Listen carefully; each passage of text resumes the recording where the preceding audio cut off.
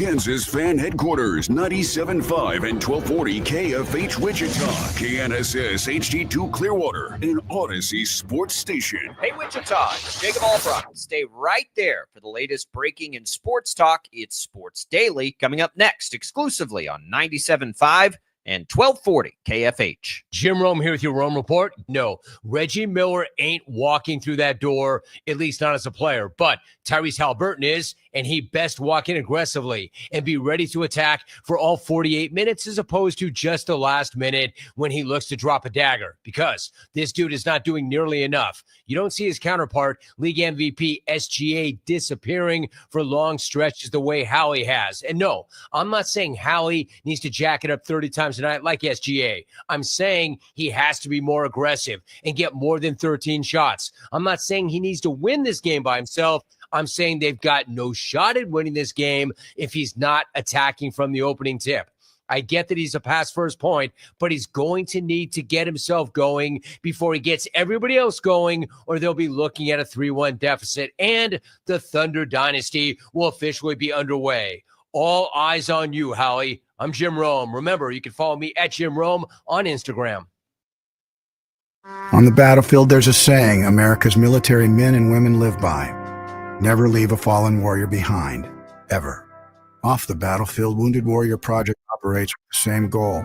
Wounded Warrior Project was created to help our men and women returning home with the scars of war, whether those scars are physical or mental. Wounded Warrior Project. We never leave a fallen warrior behind, ever. Learn more about what we do at woundedwarriorproject.org. On the battlefield, there's a saying America's military men and women live by. Never leave a fallen warrior behind, ever. Off the battlefield, Wounded Warrior Project operates with the same goal. Wounded Warrior Project was created to help our men and women returning home with the scars of war, whether those scars are physical or mental. Wounded Warrior Project. We never leave a fallen warrior behind, ever. Learn more about what we do at woundedwarriorproject.org.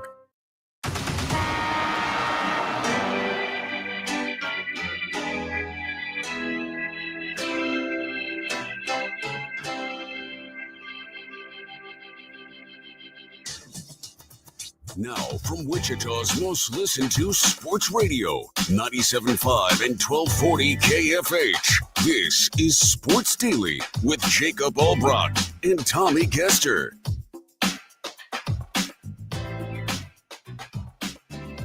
Well, hey there. Good morning, everybody. Happy Thursday to you here on Sports Daily. It's Jacob Albrock. It's Tommy Kester. We are glad to be with you for the next little while, a part of your morning. Thanks for listening to us right now on KFH 97.5 FM, 1240 AM. Thanks for watching us on our video streams. Of course, 12 News Connected, as well as Facebook, YouTube, and X. We appreciate all of that from you, and the Odyssey app, which you can listen to us anytime. You can leave us voice messages there.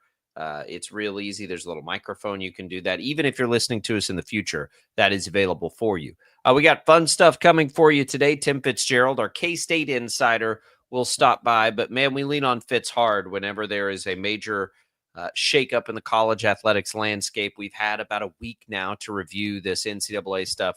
So we'll let Fitz get us and help us through his take. You heard Shreyas Lada's take, our KU insider, yesterday. Which was good. So we have that for you, as well as Game 3 review, the Royals review, the U.S. Open's underway. We're picking up the pace a little bit late in the week here. Tommy, good morning. How are you? I'm good. Busy day. Getting ready for a busy weekend. Baseball, U.S. Open, major golf, all of that Father's Day weekend this weekend as well. We got a lot going on. Looking forward to getting into it. And it's all what's on tap for you over the next few hours here. Brought to you by Wichita Brewing Company, locations east, west, and historic Delano, featuring a rooftop deck. Wichita Brewing Company, it's pizza and beer made here. So that's what's coming for you today. Max Powers in producing. He'll take your calls at 869-1240. We had a disappointing evening there for the Royals. They did make it a little interesting late. Salvador Perez continues to find a little bit of power as he's, still trying to make his way back to normal this season. The U.S. Open's on, Tommy. You'd be proud. That's what I have up on the screen here in the home office is the U.S. Open. As you should. It's major championship golf. So we've got of local interest out at Oakmont.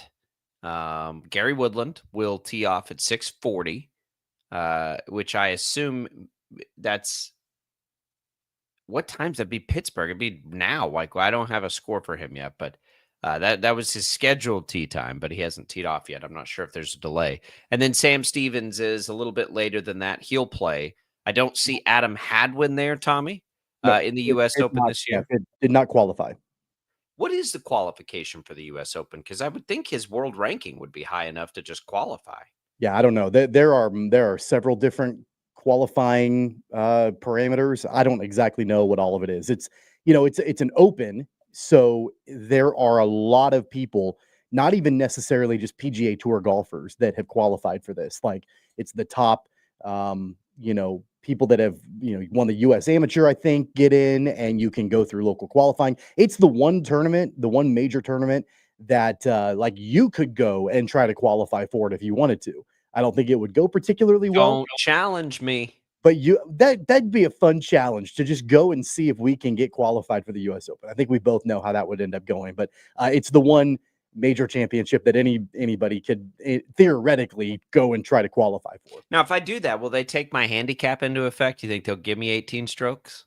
I don't think that. I mean, it's not you don't have an established handicap yet. Are you going to just show them the app on your phone? Like, hey, this is. Yeah, I don't think they would. It's consistent. It's consistent if it's nothing else. Like it's pretty spot on. I'm looking at, I don't know who this is, Xander Schauffele right now trying to hit one out of the rough. It looks like, honestly, it looks like anybody trying to hit out of the rough right now in the state of Kansas. Nobody can mow that stuff because of all the rain we've had. But, good luck out there at Oakmont this week. That's all we can say. It's gonna be tough. He hit a beautiful shot out of that, by the way. Speaking of golf, we'll do our golf giveaway again today, where you can enter to win a round of golf for two out at Crestview Country Club. Speaking of tour events, getting ready to host the Wichita Open next week.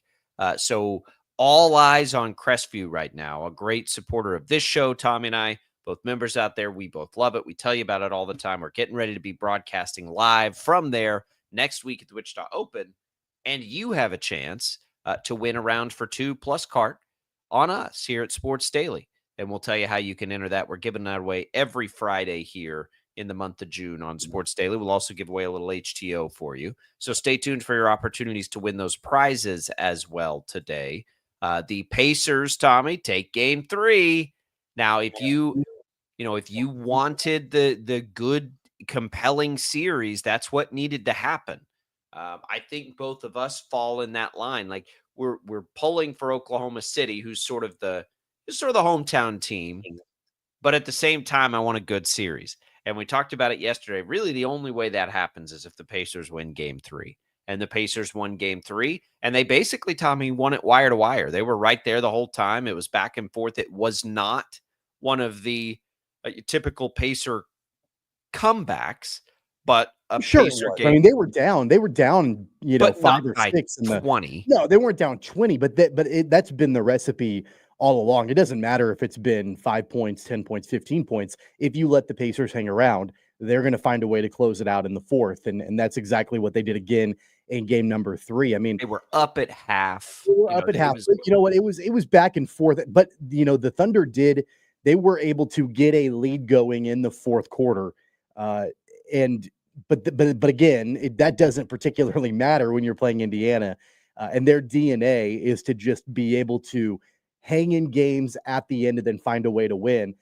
And then you contrast that with the Thunder, and they sort of ran out of gas at the end. And, it kind of tells you the story of both of these teams, where I still believe, and I think I'm going to believe this regardless who wins the series, the Thunder are the more talented team from top to bottom. They've got more talent. They're more athletic, all these different things.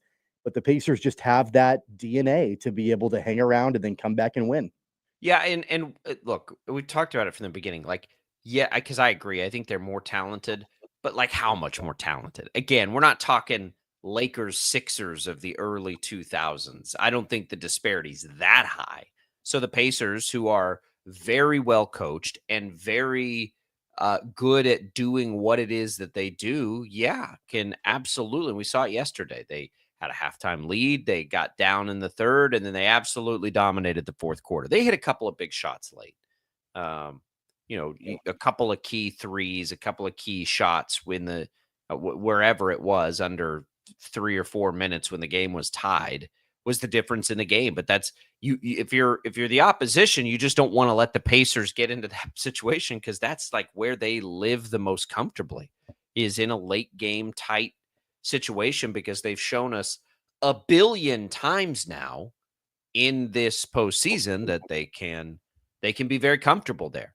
So we've got that to talk about a little bit more today. Rory McIlroy just birdied on his second hole. The leaders are at 2 under. We expect, I think, unless something's changed, for scoring to not really be your friend in this tournament. Maybe a handful of players will get a decent number under par. But did I read this is the most difficult course or one of in the world? Like, is it considered the most difficult course in the world? It's certainly one of them, and it doesn't help when the USGA sets it up to be extremely difficult. Like, you're talking about rough that is up to your ankles. You're talking about really tight fairways. The greens, if you don't hit it perfectly where you need to on the green, you're not going to be able to hold it. The putts are going to be insane. They've got it set up in a really, really difficult way. Yeah, I just watched somebody blow by one. Looked like me putting. Sorry for the 3-putt, buddy.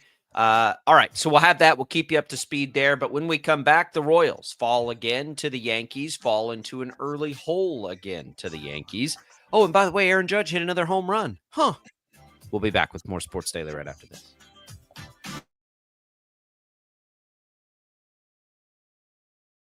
Lightning, hail, tornadoes, flooding.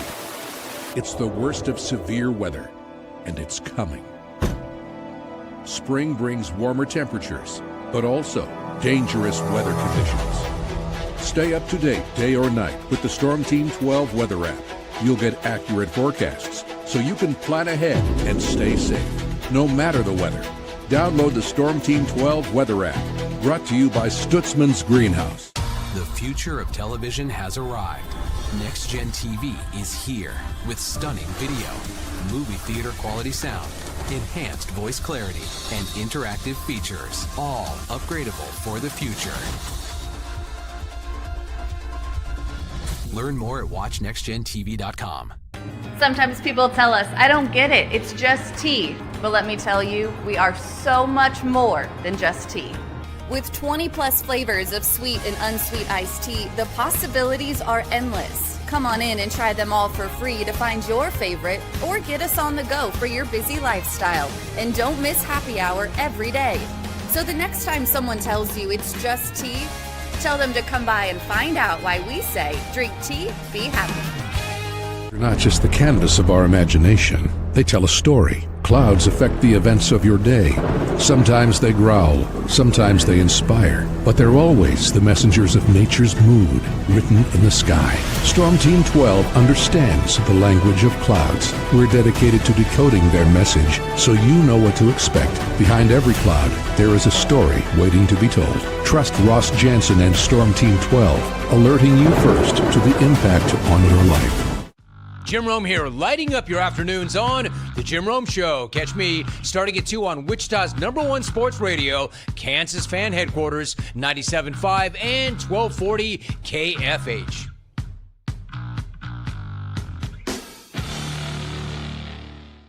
What is GMFB Overtime? It's Peter, Jamie, Kyle, and Akbar breaking down the NFL 5 days a week. It's okay to be excited. It's this, that, and a whole lot of fantasy. It's football for everyone. Weekdays at 10 a.m. on KSCW. Odyssey is one of the most influential audio and entertainment brands in the nation. You already know Odyssey's iconic local radio brands in Wichita. But did you know Odyssey has the country's best collection of music, news, and sports brands? Odyssey is also a premium podcast creator, major event producer, and digital innovator. Odyssey brings people together across the country and right here in Wichita. Odyssey also delivers meaningful radio and digital audio results. Find out our story and impact at odysseyin.com/Wichita. Make yourself known now. 310-1 in traffic pursuit. Oh my God, here. Investigate TV Plus begins with real people. We investigate stories that impact you and inspire change every day. Something is broken. Real problems. Why are they hiding it? And real solutions. My daughter was dying in front of me. What was your reaction when he said that? Investigate TV Plus, weekdays at 3:30 p.m. on KWCH. Sometimes people tell us, I don't get it, it's just tea. But let me tell you, we are so much more than just tea. With 20 plus flavors of sweet and unsweet iced tea, the possibilities are endless. Come on in and try them all for free to find your favorite or get us on the go for your busy lifestyle. And don't miss happy hour every day. So the next time someone tells you it's just tea, tell them to come by and find out why we say drink tea, be happy. Mornings are busy. We're here to make your mornings better. We report the stories that affect you. 3 more hospital lies from contaminated apple juice just a day after the FDA issued a recall. We're here to make your mornings better. Closing east and westbound lanes of K96 for repairs. With 12 News, you're prepared for your whole day. Scattered thunderstorms across the state into the afternoon. Stay a step ahead with 12 News this morning on KWCH and KSCW.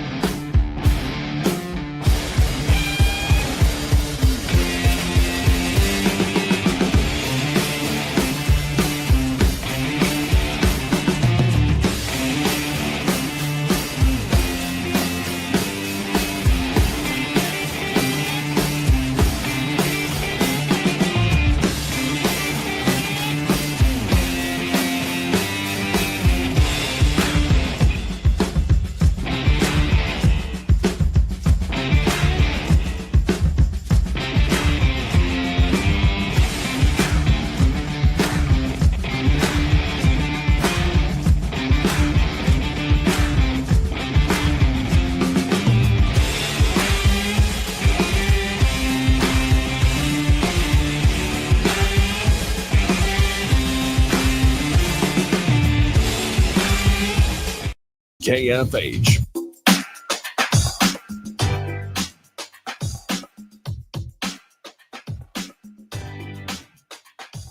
All right, welcome back in, everybody. It is Sports Daily.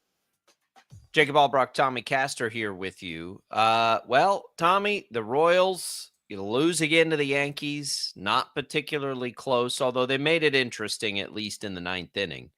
But you had to kind of stick around to the ninth inning with them down 6-0 to get to that interesting part, which is really difficult to do when the Yankees continue to jump out to these massive early leads. Aaron Judge, he did hit another home run in the game. He didn't particularly have anything to do with the Royals falling out of that game, seemingly. But, you know, he has had now a home run in 3 straight. I would continue to probably not pitch to him. They kind of, you know, they didn't do anything wrong with him last night. He's just really good. But the Royals pitching continues to really struggle here lately. I mean, the starting pitching, especially on a day after Noah Cameron can't handle that lineup. Chris Bubich can't handle that lineup. He gives up 5 runs in 4 1/3. It's on the same day we learn that Cole Reagans now has a rotator cuff issue, which is shoulder, which is always scary when it's on the pitching arm. We figured it was something, right? It didn't seem like it was just a groin injury, and we get the confirmation even as Lucas Ursig comes back. They get that news. This is what I've been afraid of. It felt like this wasn't going to hold up. And now I think, look, it's June 12th. They're playing the Yankees. The Yankees will do this to you. But as the Royals are making all the difficult evaluations they've got to make, what do we need to do? Are we going to be aggressive at the deadline? All those things. I mean, I can't help but think starting rotation has to re-enter the equation of things. Not at all. Not at all. That's ridiculous. It was a bad start from Noah Cameron. It was a bad start from Chris Bubich. They've each had one bad start against basically murderer's row of a lineup in the Yankees. Cole Reagans, I'm actually relatively relieved that he's on the IL. His 3rd trip now on the IL. You're relieved about that? Can I tell you why I'm relieved? I'm relieved by it because I was concerned that he just was not pitching well. I was concerned that he was like coming back down to earth and just not a very good pitcher anymore. And I was like, man, there's got to be something wrong. Like, there's got to be some kind of injury. I'm actually a little bit relieved that, like, we know that there's an injury and he's headed back to the IL to get healthy. It's not ideal, don't get me wrong, but at least it's just not that he's fully healthy and a bad pitcher now. So like he's got to get healthy, obviously. And I think that Noah Cameron and Chris Bubic should absolutely bounce back. Bubic absolutely should bounce back. He's in the running for a Cy Young here in the middle of June and an all-star and all of that. I have no concerns for the starting rotation whatsoever. Where I do have concerns, and they continue, is the fact that after a couple of games with Jack Caglione sparking the lineup, the entire lineup is now really back to normal, like back to not doing what they should be doing. I know they scored 3 runs in the 9th, but they've been outscored 10-2 and 6-3 in these 2 games, and really not being able to provide any kind of offensive firepower to counteract what the Yankees will do to you with their lineup. That's what's concerning to me. I don't think if you're JJ Piccolo, you take your eye off the ball at all when you are evaluating the needs at the trade deadline. And that's absolutely an offensive piece and potentially another bullpen piece, depending on the way Lucas Erceg bounces back coming off of the IL. I don't think you start taking your eye off the ball and being like, well, we might need to go look at starting pitching now. They've got a wealth of starting pitching. You had 2 guys that just didn't pitch well against one of the best lineups in Major League Baseball. It's okay. That part of it's going to be all right. Yeah, I think this feels a little like you told me it was ridiculous to say in April or May that the hitting and the run scoring was a major problem even when they were winning games. I think that when you've got Lorenzen struggling, when you've got Reagan's on a 3rd trip to the IL, when you're leaning on 2 guys in Cameron and Bubic, who we've never really seen before, that's a lot to ask of that group. They have the 27th ranked ERA as a staff in the month of June. Can they turn it around? Sure. But should the Royals be paying attention to potentially needing reinforcements there? I think that they should. I don't think you can do all of it at the trade deadline. I think you have to prioritize what you need. And right now, I don't think that you can take your eye off the ball and start moving towards like, well, we might need to do starting pitching. That's not sure. Like that might end up being something that they need to pay attention to, keep their eyes open to, but it's not the priority right now as far as reinforcements are. But just because it's not the priority doesn't mean you don't consider it, right? Like if you can't make a trade for the bat that you're going to make, and there's a trade you can make in the rotation, you make the trade in the rotation. So who are you bumping out of the rotation? Right now, Reagan's. I'm concerned about Reagan's availability this year. I really am. Like it's a shoulder, and he's already been on the IL twice before this. I don't know how much. Like it's a 15-day stay, but shoulder injuries are as bad as elbow injuries anymore for a starting pitcher. So I think you can start there. We'll see if Lorenzen turns it around. Look, I'm not saying make the last time out. Lorenzen is giving you what he's going to give you as your 5th starter. So, but right now they're not asking him to be their 5th starter. That's the thing. And look, it's June. I'm not saying that I'm not saying they need to make the trade on June 13th. I'm saying if they can stay in it, which is the other part of this, by the way, is they fall to 500 yesterday. Yeah. Like they're going to have to look for everything. I don't think I'm not telling you at all that I feel like it's ridiculous or, short-sighted to start sounding the alarm about the Royals overall right now, because I mean, yeah, they're back to 500 and they did not look good in their first 2 games against the Yankees. And the Yankees are a playoff caliber team. We all know that. If the Royals want to be a playoff caliber team, they can't be embarrassed at home by another playoff caliber team.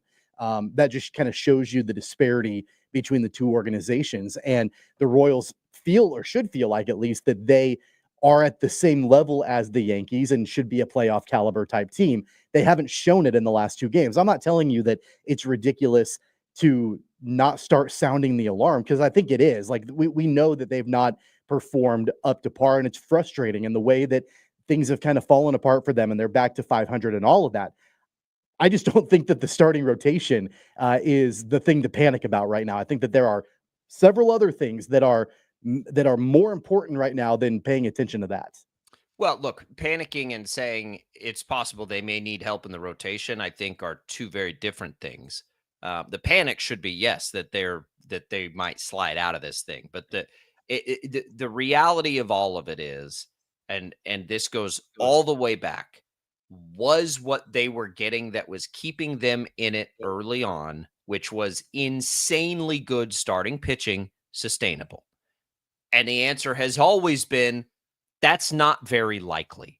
What And do you now think the chances are that if they go and they acquire a starter at the trade deadline, that will make their starting I'm not saying pitching again, I'm not saying insanely make the effective? trade on June 'Cause 13th. I even think if you make the trade on July 31st, I don't think going and trading for another starter is going to get your rotation insanely effective like it was at the beginning of the season. No, but it can make your team better. If they're still in it by the time they're making the decision on making a trade, if they're still in it, then yeah, I think a starter is going to be able to help them. I think a bullpen piece is probably going to be able to help them if we're never going to see Hunter Harvey pitch again. Who knows? And then, yeah, they still obviously need to address the offense, but they're not going to be able to do everything because there's not going to be everything on the table, right? So if you're going through your work as the front office and you just can't find a bat that you feel like makes you any better, I absolutely, yes, if they're still in it, think a starting pitcher can make this team better a month from now. I mean, we'll see. I don't know now what the plan is with Reagan's on the IL. I assume right now you just leave Cameron there. Okay, so and let's go. roll- Let's say you go and you trade for another pitcher who's not a starter for the Royals. Who are you moving out of that rotation? Assuming everybody's healthy, assuming that Reagan's comes back from the 15-day IL. If it's a Who are rotation you- that you want to Why give would you a why chance would to you win in the They playoffs, already have like 6 starters. Why They would have you go 5 and trade now. for a 7th? they have 5 now with Reagan's on the IL. I'm talking about with everybody healthy. They have 6 starters. But we can't say with everybody healthy because He's Reagan's on the hasn't been 15 healthy. He's on the 15-day IL. He's not on the Again, 60-day IL. again on the 15-day IL for the third time I now just with the I think shoulder injury. I think you're like prioritizing the wrong things with I'm this not team. prioritizing anything. I'm saying it's time to start looking at that as an option they can No, get it's better. not. That's ridiculous. I don't know how that's your takeaway from one bad start from Noah Cameron and one bad start from Chris Bubich. They scored 2 runs and 3 runs against the Tommy, Yankees. it's And not your just the priority last 2 is to go- games. Reagan's is back on the IL. Lorenzen has a 4.94 ERA. Okay, it's not just the last 2 games. They have the worst ERA in the month of June. That's almost half a month now. Like, there are things that are happening that are saying the starting rotation is probably not as good as it was at the beginning of the year. In 4 of the last 5 Royals games, they have averaged 2 runs a game. So that spark that you wanted from Jack Caglione coming up, that he gave you in the Cardinal series, is gone. And I'm not saying that it can't come back, but the entire lineup is not performing. And I know there was all this like pomp and circumstance about, well, look at what a guy like Jack Caglione can do for the entire lineup and get them rocking and rolling. And we're going to see things turned around. The only reason the Royals scored 3 runs last night, Salvador Perez showed some power late in the game, but they had dug themselves enough of a hole and they couldn't get anything going against a starter for the Yankees whose ERA is like 4.5.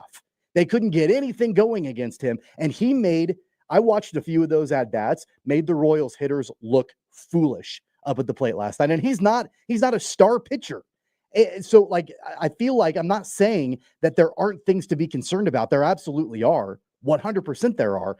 I just don't think that that's the area that should be the takeaway. Like looking at the starting pitching, I think that's ridiculous. What you're doing is you're saying the only thing that can matter is that the lineup is bad. It's not. They can both be potential issues, that they are not going to be a good enough offense and that there are issues in the starting rotation. Like both of these things can exist. Yeah, you're right. But my contention with you is that you led with that. Like you led after one bad start from Noah Cameron, one bad start from Chris Bubich, and Cole Reagan's going to the IL. All of a sudden they need to like look at starting pitching at the trade deadline.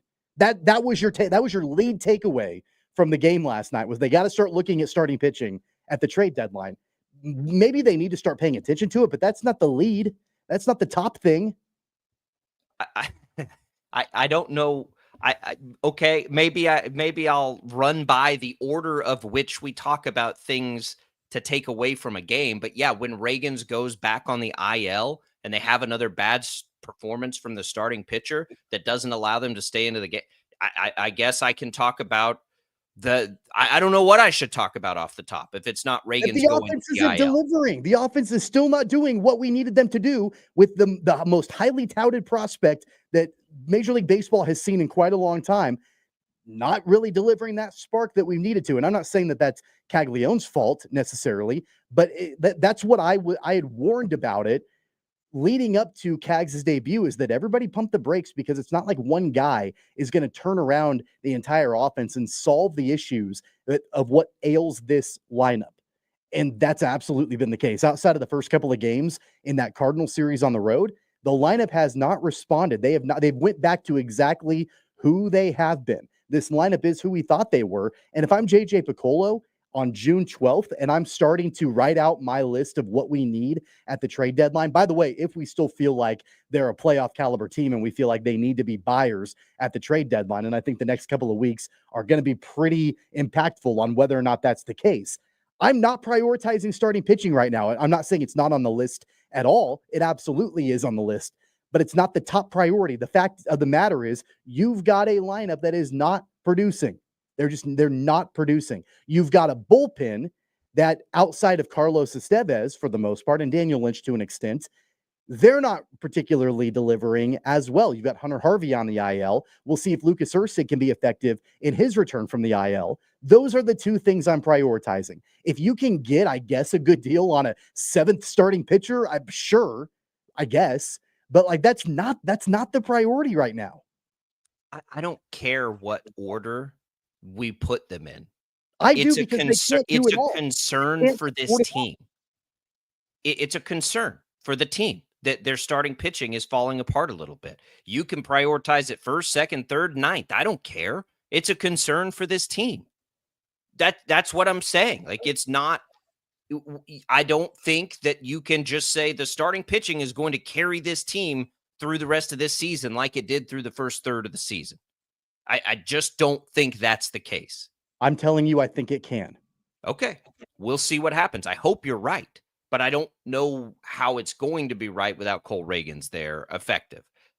We'll see. Cole Reagans, even when he was not on the IL, was not particularly effective in the first part of the season. He hasn't been good all year. And the rotation carried them through the first third of the season. We'll see if it holds. Look, I hope it holds.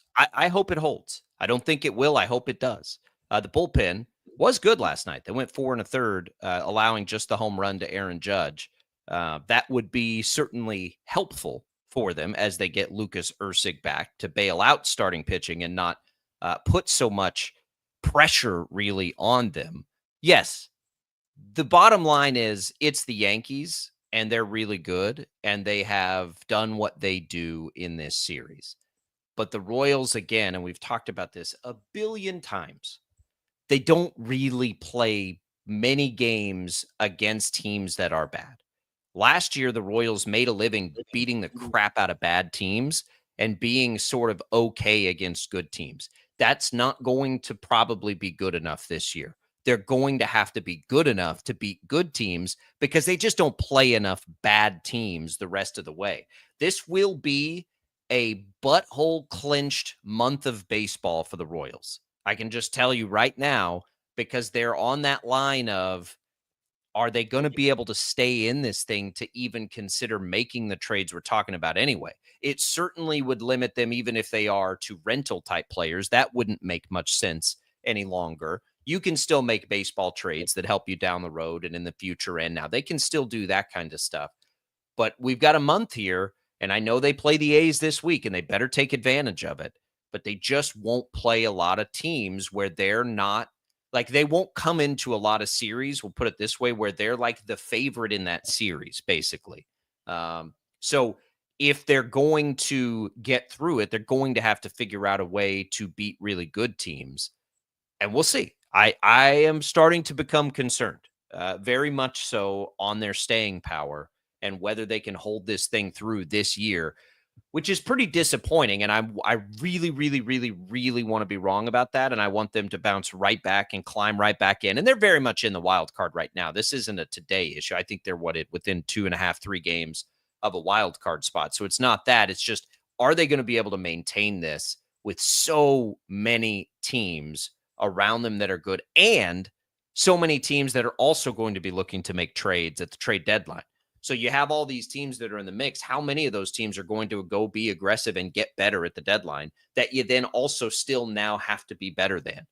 I think one other thing to think about right now, there's probably a decent chance, at least a better chance than there was 2 weeks ago, that this is like 2014 Royals at the trade deadline where they're like, you know what, we're just going to ride it out. That worked out for them, and it still could. But I think as a part of the evaluation, it was like, it's not the time to push. And they let that growth happen internally. I think there's a decent possibility that's the way they have to play this year too. We'll get more into this throughout the show today. Want your takes on it? We got some comments on the video stream with it. We've got to get to the NBA Game 3 of the NBA Finals. It's all coming for you as we roll through a Thursday on Sports Daily.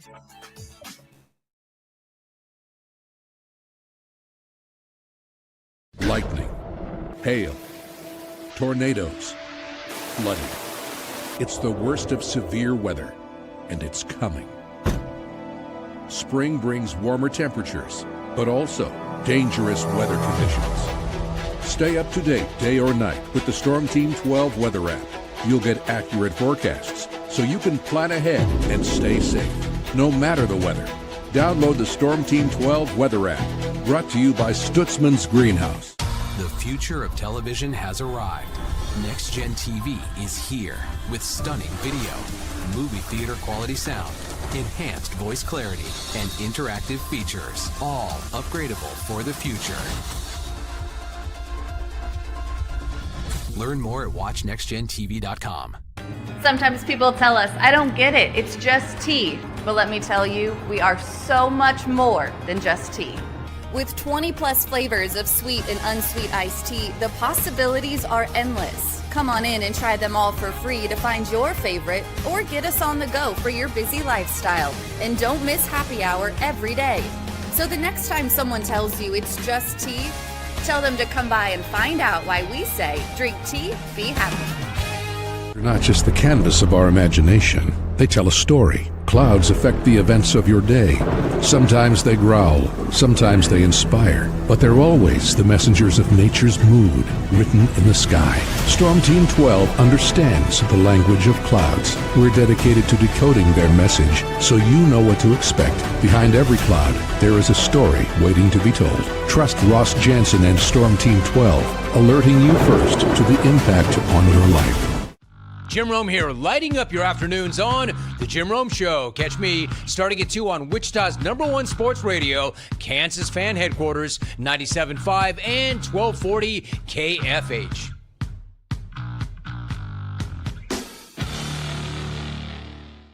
What is GMFB Overtime?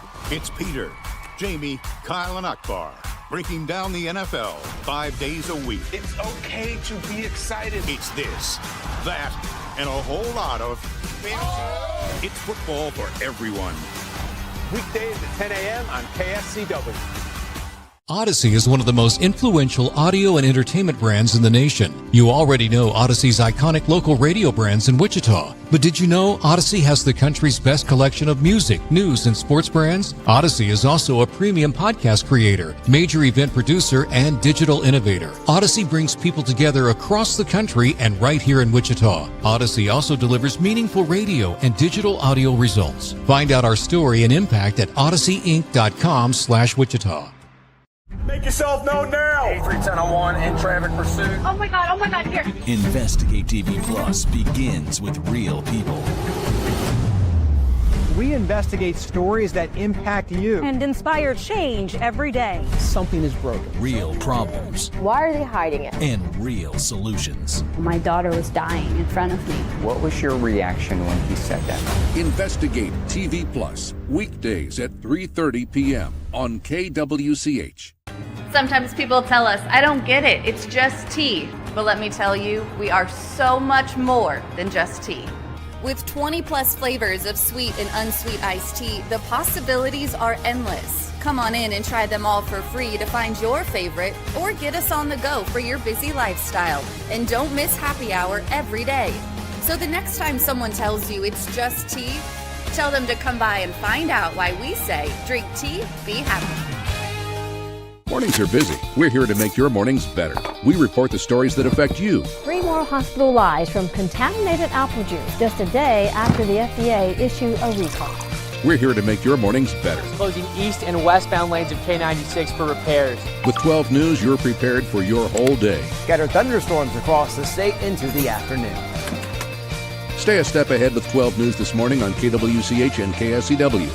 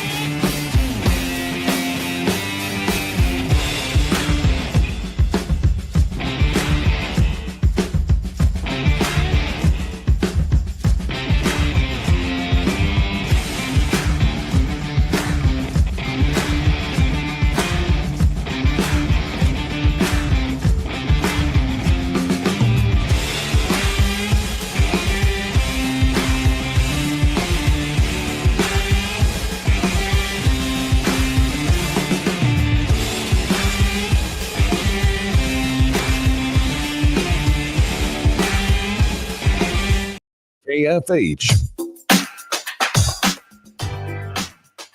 All right, welcome back in, everybody, to Sports Day. Gary Woodland, birdies, hole 2. He is 1 under par, leaders at 2 under, including Rory McIlroy, who also just birdied. Tommy, you'll have to back Rick up on this if you heard this. Rick says he saw that 1,135 players in U.S. Opens at Oakmont, only 28 have been under par. That's 2% of the field has been under par historically when this thing is at Oakmont. Have you heard that sort of? Yeah, I mean, I would believe that. I don't know that to be 100% accurate, but I would believe that. I mean, if you go back to 2016, that was the last time that a U.S. Open was at Oakmont, and I believe there were 4 players who ended the tournament under par. And Dustin Johnson won that tournament. I think he was 4 under and won the tournament. And then there were a couple of guys that were 1 under, and then everybody else finished the tournament over par. It's a grind. I can only imagine playing that course 1 time, and these guys have to play it 4 times if they make the cut. So it's brutal. It's a test of endurance and stamina because it's not easy. It's not, it's not a luxurious, relaxing country club type 18 holes of golf. It's a brutal stretch of golf. It'll be fun. I like that about the U.S. Open. I like that they do that. I like that it's not at the Wichita Open. Maybe I'll be able to watch a little bit of this thing. You know what we ought to try to set up like next year? It'd be too quick to do it this year, but we ought to try to set it up to where you and I get to go play Crestview before the Wichita Open, like a couple of days before it starts, and film it. And we have to play it like tournament. We have to go to the back tees. We have to actually play it and see how we do compared to the pros who are getting ready to play the Wichita Open. Yeah, that would be interesting. I'm gonna need a few things to happen between now and then. You think we could borrow a camera crew from to stay under like 12 News? Well, no, we couldn't borrow TJ or Cameron because they'd want to be playing in it. So we would have to. We'd have to. Yeah, that's not a bad idea. It would be something watching those guys play it, versus us play. The scoring can be big at the Wichita Open because we get to play that course quite a bit because we're at Crestview, but not at the tournament level. Like I'll play the pro-am and everything, but it's not like they let the rough grow longer and we'll have them set up the greens the way that they should. That'd be kind of a fun experiment. It would be something. Could I keep it under like 120? We'll see. I'm in the 90s usually now, but from those conditions, it would probably get out of hand real quick. We have to make our predictions on how we finish before we start. The thing that doesn't happen to these guys on tour is they don't have they have shots that don't go where they want them to, but they don't have the I pulled out my 5-iron and hit it 7 feet shots. That doesn't happen to them ever. Do at Oakmont. Like, you're going to see that happen at Oakmont. Oh, out of the rough. There are some guys, like, they'll hit in the rough and the ball will be buried enough. Their only play is to chop it out and get it back in the fairway. Yeah. Like, that's just the way that golf course plays. Yeah. It'll be interesting to watch. We'll keep an eye on that as we I don't believe there are other local golfers we should follow besides Woodland and Stevens. I would love to be wrong about that. If anybody knows of another one, let us know. But it won't be Hadwin, who's the other one we've been following a little bit this year. Rick brings up another good point here, just to sort of continue our Royals conversation. He says they can't beat good teams because they're an average team. And I think that's a really interesting take. And Rick's been saying it all year, to his credit, on this team. I don't take issue with calling them an average team this year in Major League Baseball because I feel like the majority of the league is about the same, which would by definition make them average, right? League average. I think that's very fair. What I would ask is, how much more average are they than they were a year ago? Because they were probably pretty close to average last year, but they did particular things that made them a very dangerous team in the postseason. So I don't know how much has really changed. I think that the league is a little more muddied than it was a year ago. I think that's changed. And I do think that they're probably not that far off from what they were a year ago. I think that's kind of true. Like they were sort of average last year. Remember, they had a hard time beating good teams last year. They just smashed bad teams last year. And that's what makes this year so challenging. There really aren't very many bad teams, so they're not going to get the opportunity to do that. But it really doesn't feel all that different this year than it did a year ago when you just kind of step back and look at the Royals. I think they're better in the bullpen than they were a year ago at this point by leaps and leaps and leaps.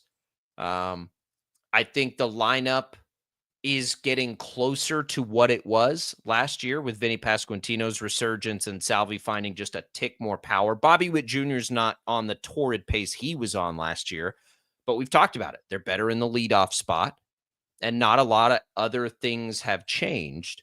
I think it's kind of the same team we saw a year ago with the better bullpen. The problem is the league is just a little bit better. So it's, I don't know I wonder what the Royals were 68 games into their season last year.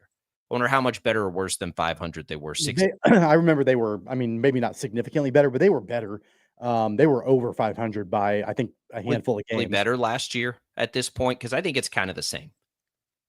I think I don't know. I don't know the answer to that, but I would say that it's not just the fact that the league is better. I think it's the fact that their offense has regressed. I mean, we've known that all season long. They're not scoring runs the way that a playoff caliber team should do that. And look, to Rick's point, I actually agree with Rick in his sentiment, because there is no better way to evaluate your team to see if they are a playoff caliber team than to play other playoff caliber teams and see how they perform against them. And it's been telling, I think, the first two games of this series, because the Royals not only have lost the first two games to the Yankees, they've not been particularly competitive in these first two games against the Yankees. And the Yankees are the cream of the crop in the American League. They were the representative from the AL in the World Series a year ago. They've got a phenomenal lineup. They've got great starting pitching. We saw that with Max Fried the other night. They're great. And they're going to be a team that the Royals, if the Royals have aspirations to be a postseason baseball team, they're going to run right into the Yankees again. And, you know, from the first two games of this series, they've ran right into a buzzsaw. And I think that, you know, yeah, we can talk all day long about how the Royals have done against bad teams or even average teams. The Yankees are probably the best team. I know they played the Tigers also this season, but the Royals playing the Yankees, probably the best test, the biggest test so far in this season. And it's not just that the Royals are 0-2 in this series. It's the fact that they have looked overmatched. They've looked outmatched against this Yankees team. That's the concerning thing to me. And so the pressure is on their shoulders in this game tonight, because not only do they need to win, but they need to show that they're at least competitive. If they feel like they've got a squad, a roster that can then go and compete in the postseason.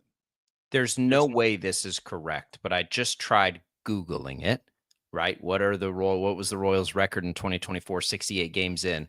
There's no way this is correct, but here's what the AI overview says. They were 34-33, which is only 67 games. That's your first red flag. It says in the 2024 season, after 68 games, they were also ranked last in the American League of runs scored. I don't think that's right. That's this year. Yeah, it says 2024. It also can't add to 68. So I'm not going to believe that. StatMuse says that, April and May, remember, were so good for the Royals last year. This is recalling us now. They were 34-22. And then they did not have a good June. They did not have a good September. So, they also, I guess they played some games in March that have to be. So they were going into June, they were 35-24, and then they didn't have a good June. They would have had to have had a dreadful start to June for that to actually be the case. But I think that the teams on paper and in reality are probably pretty similar. Yes, Bobby Witt Jr. has not been what he was a year ago to this point, but Michael Garcia has been better than what they had at his position. Jonathan India has been a better leadoff hitter. Vinny Pasquantino is coming around now. Salvador Perez, I think, is coming around more now than he was certainly when they were struggling the most offensively. I don't think it's that much different than it was a year ago. I don't know if it's going to be enough. Maybe on paper, but they're certainly not performing the way that they did a year ago from an offensive point of view. On paper, it's about the same, but they're not. I mean, again, I don't know what things looked like through the first 68 games last year, but I can't imagine that they were dead last in the American League in runs scored. I can't imagine, because I remember their offense, being, pretty stout, especially early on in the season last year. So on paper, it may be relatively similar, but it certainly has not come to that, in reality. Yeah, it has been a struggle, certainly. There's no question about that. The pre-All-Star break last year, we'll just have to do it that way. Pre-All-Star break, as far as runs scored a year ago, the Kansas City Royals were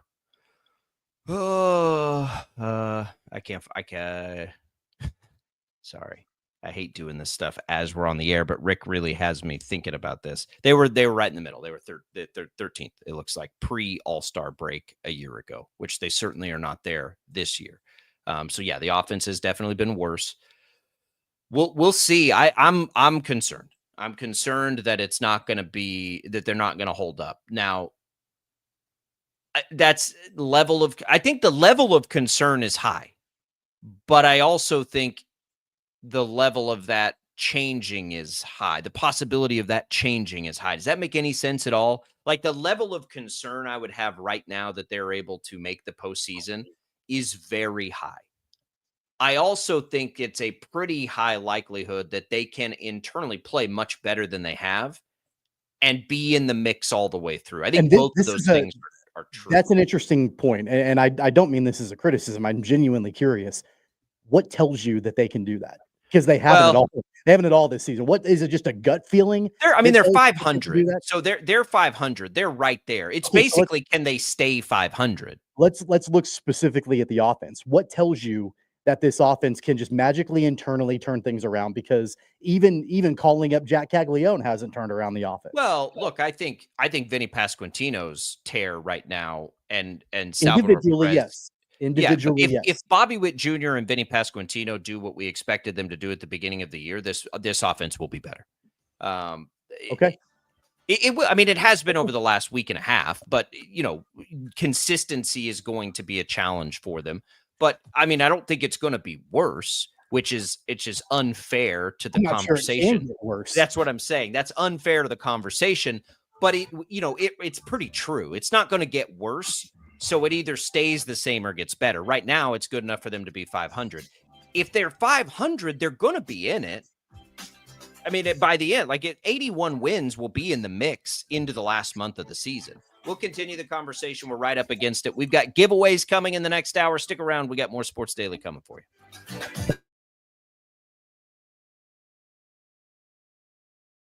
Lightning, hail, tornadoes, flooding. It's the worst of severe weather, and it's coming. Spring brings warmer temperatures, but also dangerous weather conditions.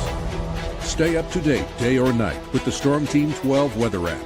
You'll get accurate forecasts so you can plan ahead and stay safe, no matter the weather. Download the Storm Team 12 weather app, brought to you by Stutzman's Greenhouse. The future of television has arrived. Next Gen TV is here with stunning video, movie theater quality sound, enhanced voice clarity, and interactive features, all upgradable for the future. Learn more at watchnextgentv.com. Sometimes people tell us, I don't get it, it's just tea. But let me tell you, we are so much more than just tea. With 20 plus flavors of sweet and unsweet iced tea, the possibilities are endless. Come on in and try them all for free to find your favorite, or get us on the go for your busy lifestyle. And don't miss happy hour every day.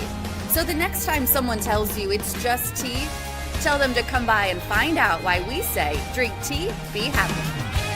They're not just the canvas of our imagination. They tell a story. Clouds affect the events of your day. Sometimes they growl, sometimes they inspire, but they're always the messengers of nature's mood, written in the sky. Storm Team 12 understands the language of clouds. We're dedicated to decoding their message, so you know what to expect. Behind every cloud, there is a story waiting to be told. Trust Ross Jansen and Storm Team 12, alerting you first to the impact on your life. Jim Rome here, lighting up your afternoons on The Jim Rome Show. Catch me starting at 2 on Wichita's #1 sports radio, Kansas Fan Headquarters, 97.5 and 1240 KFH.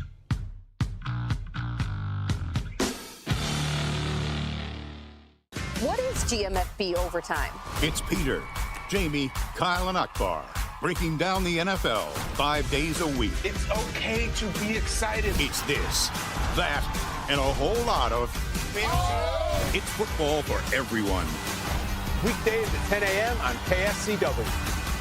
Odyssey is one of the most influential audio and entertainment brands in the nation. You already know Odyssey's iconic local radio brands in Wichita. But did you know Odyssey has the country's best collection of music, news, and sports brands? Odyssey is also a premium podcast creator, major event producer, and digital innovator. Odyssey brings people together across the country and right here in Wichita. Odyssey also delivers meaningful radio and digital audio results. Find out our story and impact at odysseyinc.com/Wichita. Make yourself known now. 310-1 in traffic pursuit. Oh my God, here. Investigate TV Plus begins with real people. We investigate stories that impact you and inspire change every day. Something is broken. Real problems. Why are they hiding it? And real solutions. My daughter was dying in front of me. What was your reaction when he said that? Investigate TV Plus, weekdays at 3:30 p.m. on KWCH. Sometimes people tell us, I don't get it, it's just tea. But let me tell you, we are so much more than just tea. With 20 plus flavors of sweet and unsweet iced tea, the possibilities are endless. Come on in and try them all for free to find your favorite, or get us on the go for your busy lifestyle. And don't miss happy hour every day. So the next time someone tells you it's just tea, tell them to come by and find out why we say, drink tea, be happy. Mornings are busy. We're here to make your mornings better. We report the stories that affect you. 3 more hospital lies from contaminated apple juice just a day after the FDA issued a recall. We're here to make your mornings better. Closing east and westbound lanes of K96 for repairs. With 12 News, you're prepared for your whole day. Scattered thunderstorms across the state into the afternoon. Stay a step ahead with 12 News this morning on KWCH and KSCW.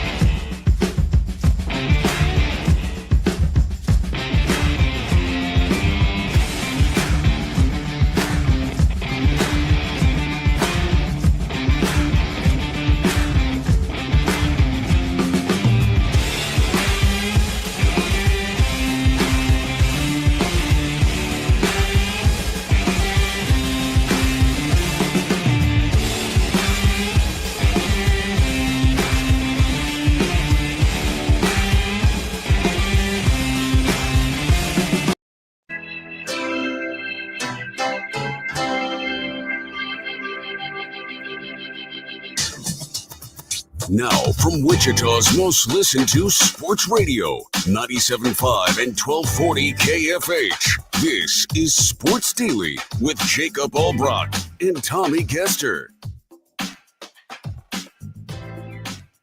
All right, welcome back in, everybody. Another hour of Sports Daily for you. We are excited to be with you on this Thursday. We'll have Tim Fitzgerald in a little later in the hour to chat about K-State, but to chat about all the changes in college sports, potentially, we think, after the House ruling. But we'll get Fitz's take on that. We've been talking a lot of Royals in the first hour, little NBA finals. We'll get back to the Royals in a little bit. We'll talk finals here in a minute. We're going to give away a golf opportunity for you at Crestview Country Club, some HTO. It's all what's on tap for this hour. Brought to you by Wichita Brewing Company. Locations east, west, and historic Delano featuring a rooftop deck. Wichita Brewing Company, it's pizza and beer made here. We will let's do the Crestview giveaway now, Tommy. While we're thinking about golf, then we'll get your US Open update, then we'll talk a little NBA finals here. You can score a round for two with a cart at Crestview. All you have to do is text the keyword golf to the number 20357. One winner picked every Friday in June. One entry per 24-hour period. Message and data rates apply. You can get more details at kfhradio.com. Brandon, our week one winner, congratulations to him. Not Brandon Zinner of this program. But you can score a round of two. Again, golf 20357. Good luck, everybody. U.S. Open update. Here real quick, Gary Woodland remains 1 under, which is good for tied for third right now. He's 3 holes in. He's gone par, birdie, par. Rory McIlroy, the biggest headliner on the top of the leaderboard. There's 2 guys 2 under. He's one of them. And Sam Stevens is 1 over through 1 hole, Tommy, as we watch the very beginning stages of this U.S. Open. Honestly, I think it's going to be really interesting to see what happens with Rory. After the Masters, he has not particularly performed well. He missed the cut at the PGA Championship. And a lot of people wondered, like, hey, he had that mental load, the weight off of his shoulders when he won the Masters. And, maybe he just isn't taking things quite as seriously anymore because he got the Grand Slam already. I wonder how he's going to be able to perform in this U.S. Open. That's going to be really interesting. Isn't that crazy to think about? Like, to say a guy's not taking it. So you think he's like not playing hard. It's golf. Like, he's always trying to do his best. It's not like you can really loaf it. Maybe his practice regimen is maybe his practice regimen's not as strict. I don't know. Oh, that seems like a silly thing. We'll see. He's having a good start to the tournament. I don't know. Does his game lend itself to mistake-free golf? I don't. No. It doesn't seem like his cup of Roy. tea.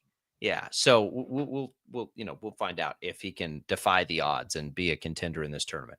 Let's talk a little NBA finals and we can go back to the conversation we were having there on the Royals. Let people have a chance to think about it and chime in on, how realistic is a run going to be this year. But before we do that, let's talk finals here. The Thunder fall in game 3. I think a lot of things are going through my head, at least. And that the first thing, if you're a Thunder fan, would be that I don't know that Thunder fans should be particularly worried yet, which is a crazy thing to say, because if they were to lose a game 4, now you're in that situation where it's unlikely to come back and win the series. So certainly more pressure to me in game 4 than game 3, but it still doesn't feel like the Thunder aren't the favorite in this series to me. And I the thing about saying that is I am so willing to be wrong about that because I just haven't watched enough of it. I've only watched majority of the postseason to come up with that. So I'm ready to be wrong about that, but it does feel like if the Thunder have a power, it's that in these series we've seen so far, they just don't seem to get rattled at all. Nor do the Pacers, though. So, I mean, this is an interesting series, and we're seeing what we hoped, right? This has got a chance to be a long and compelling series, and right now, for the most part, it has been. Friday night, tomorrow night's game for the Thunder, I mean, clearly critical. They cannot fall down 3-1. If they fall down 3-1, that's really, really difficult and really disappointing, I think, for a Thunder team that I at least felt like would have a little bit of an easier time with this Pacers team than what they've had so far. So it's critical. This next game for the Thunder, you've got to even the series 2 games apiece. And then at that point, it becomes a best of 3 series. And with the series then reverting back to Oklahoma City, you still feel pretty good if you're the Thunder. But if they fall, the pressure for game 4 is absolutely on the shoulders of OKC. I mean, look, if they were to lose game 4 and go down 3-1, I'm not going to call it a series over kind of thing. Like, they could absolutely win 3 in a row. The Pacers are going to be very happy with that role too. Like, just continue to underestimate us, like no big deal. I mean, they feel like a Rick Carlisle team. They feel like a very well coached team that is underappreciated, that is capable of doing exactly what they need to do to win high leverage playoff games. They have such an interesting roster to me. Tyrese Halliburton is the star, but he does not look like a star we are used to seeing in the NBA. He almost had a triple-double last night. That's kind of his thing, right? The Thunder stars were all pretty good in the game. Halliburton, the Pacers, you just sort of look and you're like, oh man, like it never looks like we're used to seeing in the NBA, which is somebody like just absolutely going out and dominating a game offensively. They really do share it. They just execute, man. It's a really interesting team. The Thunder have star power, right? They've got the MVP. They've got Chet Holmgren, who everybody was fascinated with for a while. The Pacers don't have star power, do they? I mean, maybe I'm missing. Maybe I'm under. Halliburton. They've got Halliburton. That's about it. Has he ever been like headliney? You know what I mean? Like he's really good, but even out of everybody they have, he's the most. And we loved him at Iowa State, by the way. Yeah. Like, we've loved him going back to college. If anybody that watches the Big 12, and when I say love, I say like you think his game is awesome. That goes back to college for Big 12 basketball fans. But I don't think even the biggest Big 12 basketball fans saw Tyrese Halliburton as this kind of dude in the NBA. Did they? I certainly didn't. And he has just been outstanding. And the way he does it is outstanding. And I've watched some of like the analysts and things say, so, well, somebody on Indiana needs to just like get in and take it over. And I'm like, I don't know that. I don't think they do. Like, I think they're good. I don't think somebody needs to get in and take it over. That's not really what they do. I mean, I think the thing about the Pacers that's really worked well, obviously, and the reason why they found themselves in this spot is because it's the sum of all the parts working together. That's Rick Carlisle's specialty. And, you don't have, premier headline type guys on that roster for the most part, but they all work together extremely well. The chemistry is high. Their execution is high. The way that they're able to share the basketball, distribute, all of that. I mean, that's exactly why they're in the position that they're in right now and have a 2-1 lead in the NBA Finals. It's like what if the Thunder, who we both agree are probably more talented, if they ever were able to master what it is that the Pacers do really well, which is what you just said, it feels like they'd be unstoppable. Where it's just like everything is so clearly defined and it's one, and their Thunder are getting much better. They're so young, but it's impressive to see it, and I'm glad it's in this series. I really am, because a changing, like, in this league that is now so even and so year to year, you got to have it, right? Like it just is kind of the way the league is defined now. And what's been really impressive from the Pacers, and they did it last night, is they really made SGA work for his points, and he was not particularly efficient. We know that Gilgeous-Alexander is going to get his points, but it's a question about whether or not he's going to do it on 12 shots, 15 shots, 20 shots. He was 9 of 20 last night. He didn't score more than 20 points in the game. That's the first time this postseason he hasn't done that. And so he's going to score. It's just going to be a matter of how efficient is he going to be. And he was not efficient in game number 3. So not only is the pressure on the shoulders of the Thunder, but it's also on Shai Gilgeous-Alexander to make sure that he can score, but in an effective and efficient way. 24 points, first time without 30. but he didn't do it. He didn't do it at the line, which is where he's lived.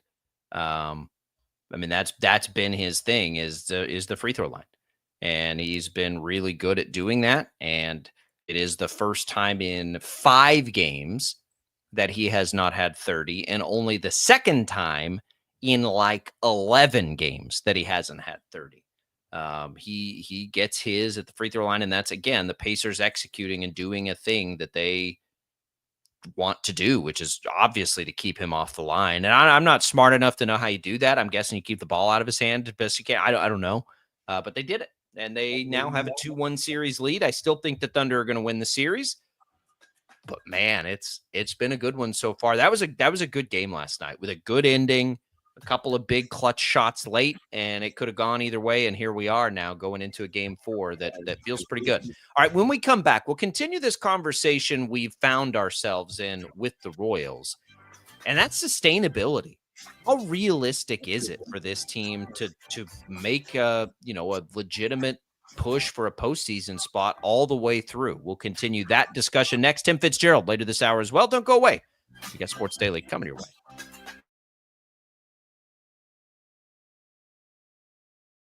Lightning, hail, tornadoes, flooding. It's the worst of severe weather, and it's coming. Spring brings warmer temperatures, but also dangerous weather conditions. Stay up to date day or night with the Storm Team 12 weather app. You'll get accurate forecasts, so you can plan ahead and stay safe, no matter the weather. Download the Storm Team 12 weather app, brought to you by Stutzman's Greenhouse. The future of television has arrived. Next Gen TV is here with stunning video, movie theater quality sound, enhanced voice clarity, and interactive features, all upgradable for the future. Learn more at watchnextgentv.com. Sometimes people tell us, I don't get it, it's just tea. But let me tell you, we are so much more than just tea. With 20 plus flavors of sweet and unsweet iced tea, the possibilities are endless. Come on in and try them all for free to find your favorite, or get us on the go for your busy lifestyle. And don't miss happy hour every day. So the next time someone tells you it's just tea, tell them to come by and find out why we say, drink tea, be happy. They're not just the canvas of our imagination. They tell a story. Clouds affect the events of your day. Sometimes they growl, sometimes they inspire, but they're always the messengers of nature's mood, written in the sky. Storm Team 12 understands the language of clouds. We're dedicated to decoding their message, so you know what to expect. Behind every cloud, there is a story waiting to be told. Trust Ross Jansen and Storm Team 12, alerting you first to the impact on your life. Jim Rome here, lighting up your afternoons on The Jim Rome Show. Catch me starting at 2 on Wichita's #1 sports radio, Kansas Fan Headquarters, 97.5 and 1240 KFH.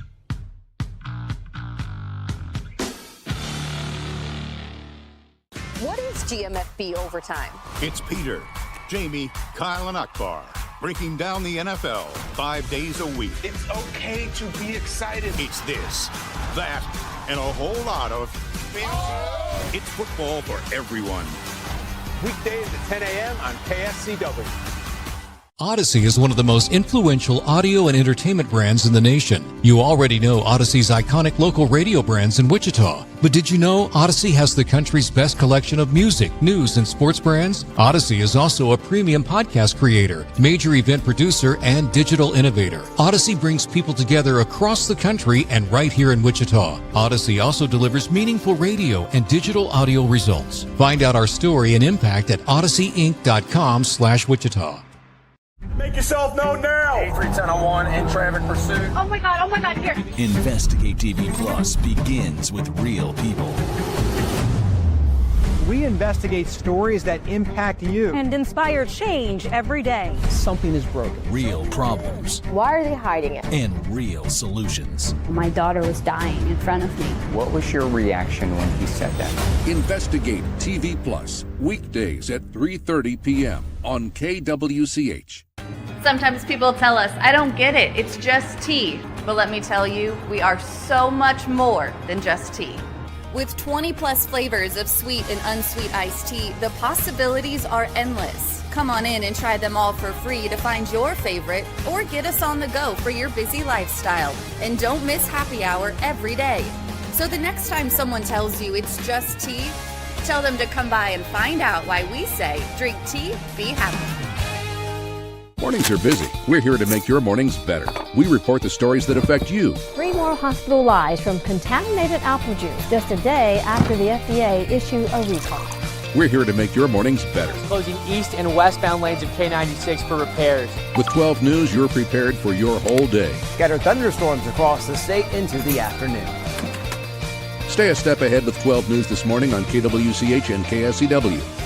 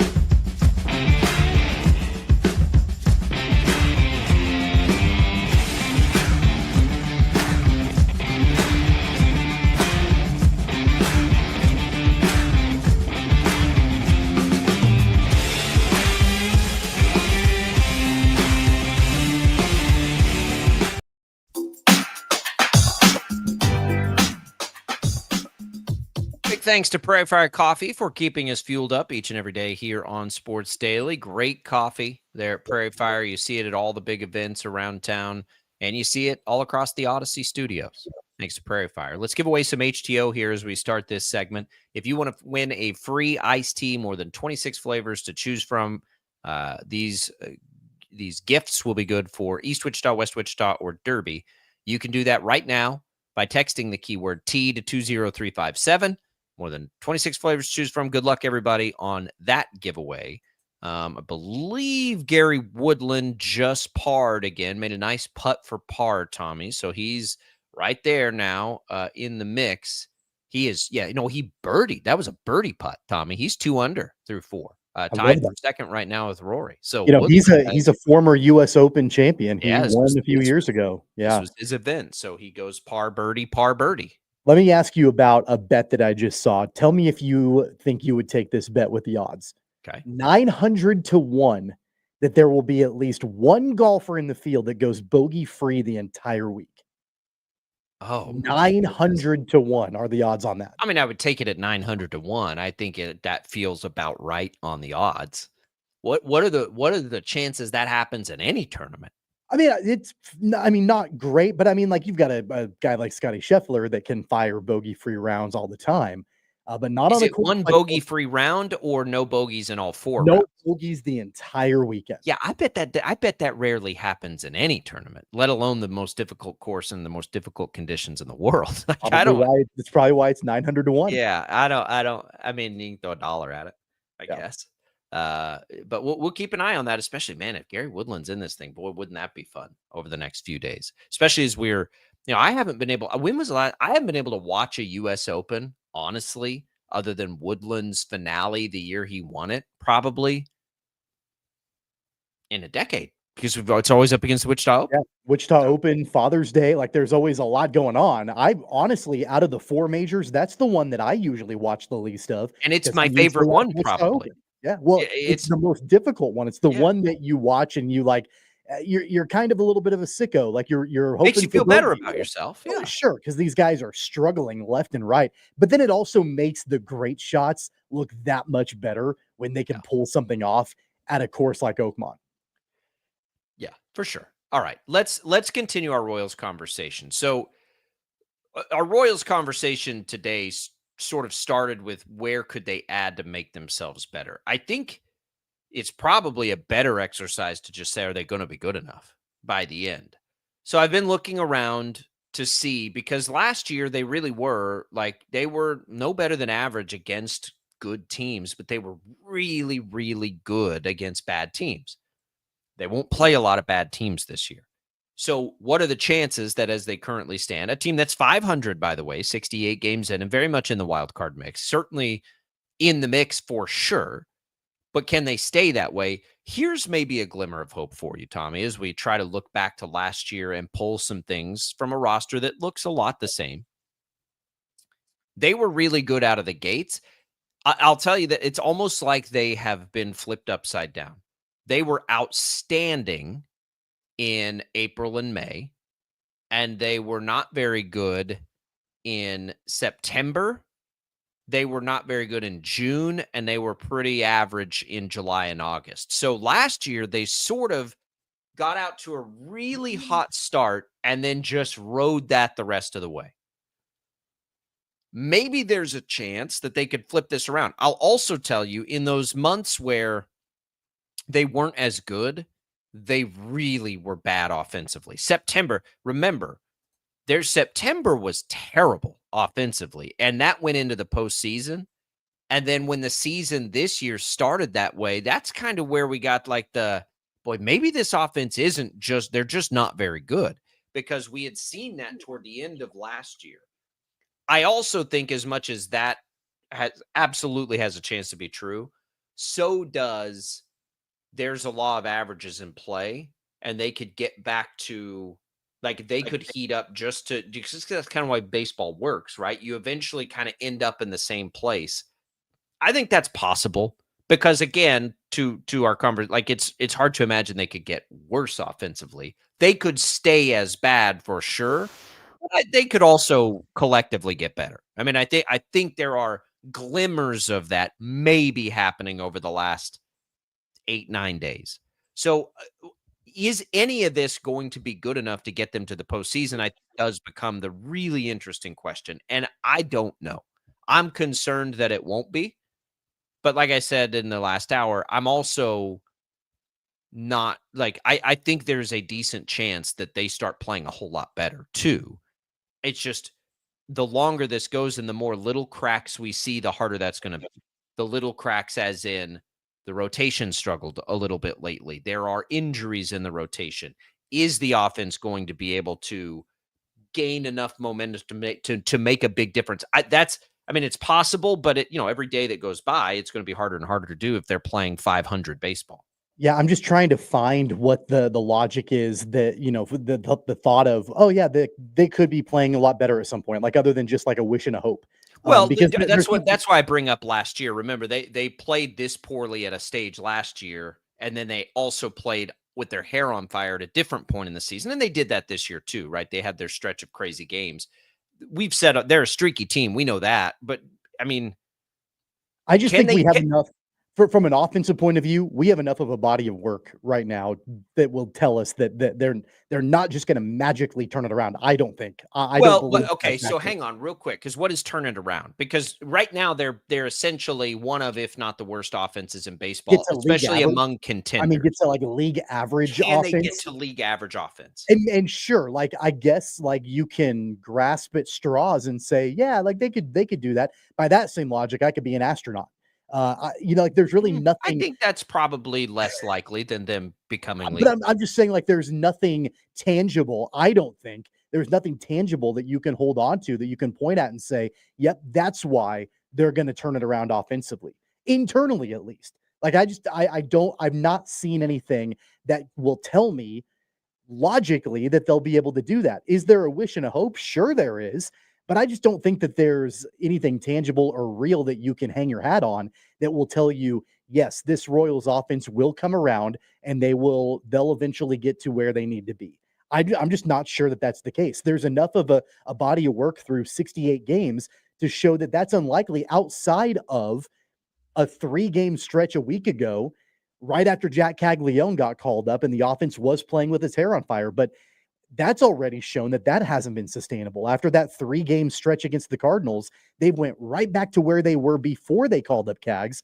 They had a hard time scoring runs against the White Sox. That's difficult to wrap your head around. It's one thing when you're taking on a team like the Yankees and you're facing Max Fried, or you're taking on the Tigers and you're facing Tarek Skubal. you played the White Sox. You're playing, like, I want to see how they do against the Athletics this weekend and see if those offensive woes continue into this weekend. I hope they don't, but at least for me right now, there's nothing tangible that will tell me, yep, I think that's why they're going to be turning things around offensively.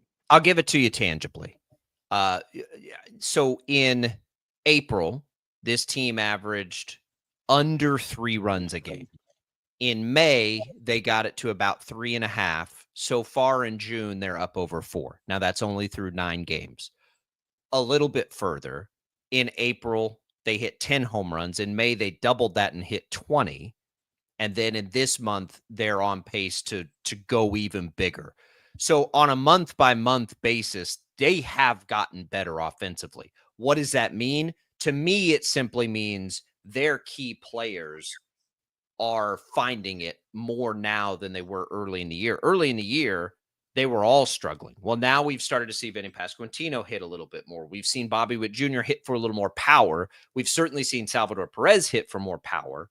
And so I think some of those key contributors just sort of getting better. It clearly has made the offense better. This is not the same offense we saw in April that was scoring fewer than 3 runs a game. Like, it's better than that. So if they stayed where they are currently in June, I think that's going to be a significant upgrade.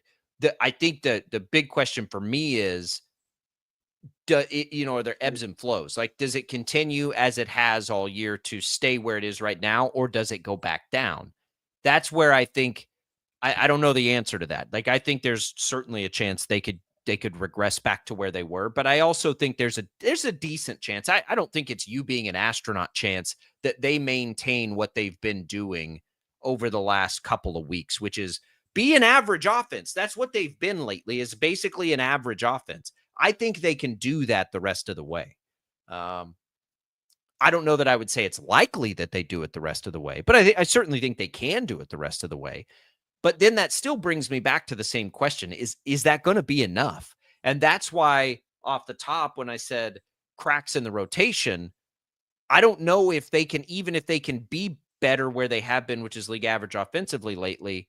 I don't know that I still think that's going to be enough, because I think we're starting to see some other things happen that it's like, again, we were putting too much pressure on the pitching staff, not just the rotation, but the bullpen too. That's where, to me, that's where that concern lies. They may still get better offensively, or at least maintain what they've done lately, and it may not be enough, because what they were doing early on in the rotation was not sustainable, which was have like 3 Cy Young candidates in there. So it's tough. They're a very tough team to project out for me right now.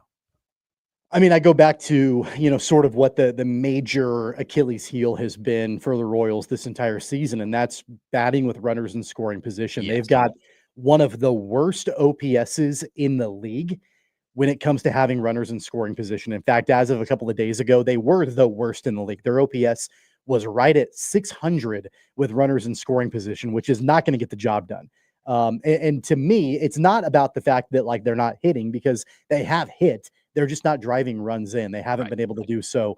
And that's a major, major, major factor, obviously. So I think it oversimplifies it to just say, and I know I've said this, like, they're just not hitting the way that they should. Well, no, they actually kind of are. Like, their batting average as a team is not bad. Their hits per game are not bad. Their runs per game are. And the fact that they're not driving runners in scoring position in. And I think what's majorly concerning, and you want to compare, and I don't think this is the wrong thing to do. You want to compare and contrast how they were a season ago. The Royals had one of the best averages in Major League Baseball with runners in scoring position a season ago. That's why they were in the position that they were in 2024. That is now dropped to one of the worst in Major League Baseball with runners in scoring position. They're down to a 211 batting average with runners in scoring position this season. That ain't going to get it done. I don't care if you're playing the Yankees or the Rockies. So crazy. That ain't going to get it done. They went from one of the most clutch to one of the most unclutch teams in baseball over the course of that's what's challenging to me in trying to assess all of this, is because clutchness is not necessarily a tangible stat. It's not, never has been. Right. And so I think why I have a hard time latching on to this thought that, oh yeah, they're going to get better. They're going to come around. But the tangibles they are getting better. So the things that, like, and it's not just like now they're hitting. This is crazy, and I didn't realize this until we started digging in here. They rate like their batting average in the month of May was 30 points higher than it was in April. And it's been 30 points higher in June than it was in May. Think about that for just a second.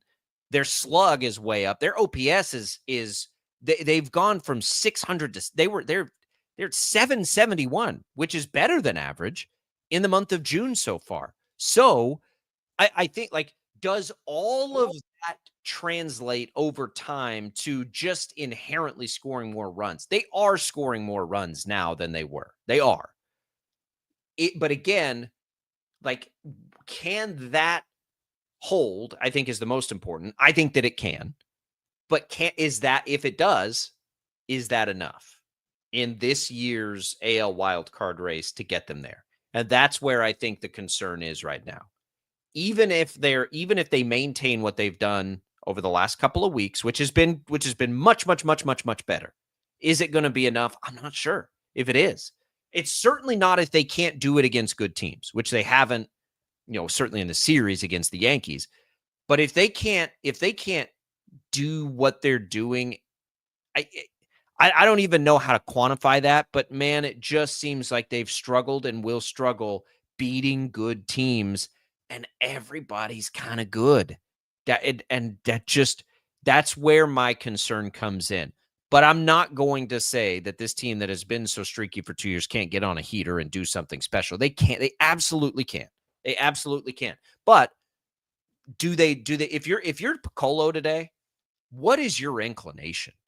Like, is your inclination to let it ride, or is your inclination to push all your chips in? Today, on June 12th, it's to let it ride. I want to see how the next few weeks, as much as they need help, me too. I want to see how the next few weeks pan out. No, I don't. I know that. I'm saying, like, when the time comes. I'm not saying make the try. I'm saying, like, in a month. No, I don't mean that either. I mean, watch the next few weeks, because this team could be 10 games over 500 or 10 games under 500 in the next 2 weeks, right? Or they could stand pat, right? Like, they could be right at 500. I mean, I think the range of possibilities is there. Probably unlikely they'll be 10 games over 500 in the next, 3 or 4 weeks. But, you never know. They are streaky. They could get hot. Things like that could potentially happen. But, I mean, look, I'm not willing to push all my chips in if this is going to be a 500 ball club. I'm not willing to do that. I'm ready to let it ride and see if maybe this team could scratch and claw their way into a wild card spot with the current guys that are on the roster. That's where I'm leaning right now on June 12th. Me too. But check back in a couple of weeks. That could be totally different. Right. That obviously can change, but I'm with you. And look, I also think, like, even if they do start playing well and everybody heats up, I'm still okay at that point with letting it ride, because obviously the players are playing great. I just don't want to lose sight of, and hold me to this, because I'm going to do it. I know I'm going to do it. If they have a streak and I'm like, they got to go get somebody, they have gone and gotten a lot of people over the last calendar year, going back 2 off seasons ago to the free agents, going back to last year's trade deadline, going to this year's off season. Like, they have done a ton. If they let it ride, it will be okay, even if they're 10 games above 500. I think the question then becomes, let's say they go on a streak and they get themselves back into playoff contention in a much stronger position than they are right now, where they're grasping and clawing for a potential wild card spot. The question becomes, will somebody else get them over the hump to be a championship level team? Like, there's a difference between a playoff caliber team and a championship team. I doubt it. So will there be another piece that can push them over that cliff to potentially get them to a championship, as opposed to just making the playoffs? A realistically attainable player, I doubt it. I would say the chances of that kind of impact bat would be the lowest, probably. I would say a bullpen piece to be that kind of difference maker is the most attainable, but everybody's going to want that, right? Which is going to drive the price up. And I think we got to check back in on the Cole Reagans piece, because when you think about the playoffs right now, and you think about not having a healthy Reagans being the ace of your staff to go up, that'd be daunting in the postseason, right? Especially in short series. So, for the future, Noah Cameron's probably as important as any player to watch, because if it's not this year, they got to hope he's a part of the rotation long-term. But I think in the short term, if they get to that point and they're looking at it, yeah, you do have to really watch Reagans, because if Reagans isn't there, who's your ace right now? It's probably Bubic. But it's a big ask for a guy that's just, getting his way back into the rotation and doing these things like that. It's all going to, that's right. When I said earlier, like absolute butt clenched month of baseball, that's what, because we're going to psychoanalyze everything, because this question is going to linger here now until the trade deadline. We'll come back. Let's talk to Tim Fitzgerald about the college sports landscape when we return.